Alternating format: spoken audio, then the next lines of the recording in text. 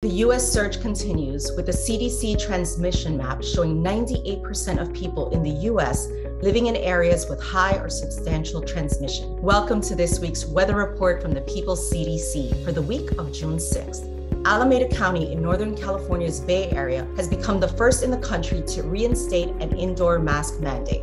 We applaud their leadership and urge you to advocate for similar public health responses at a local level. Because Congress allowed COVID funding to expire at the end of March, most testing sites remain closed and testing and other treatments are no longer covered for the uninsured. The highly contagious BA.12 is still the dominant variant in the US at 59%, but we expect to see BA.4 and BA.5 showing up soon. For 6 weeks in a row, hospitalizations are rising nationally. Hospitalizations in the Northeast have peaked, higher than the fall Delta surge. COVID is much deadlier than the flu, including in children.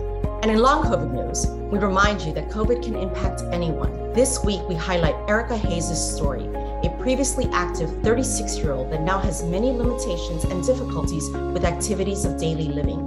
At the People's CDC, we know that the impacts of COVID and the collective trauma it has caused has fallen disproportionately on older, disabled, poor, and working class, Black, Indigenous, and people of color.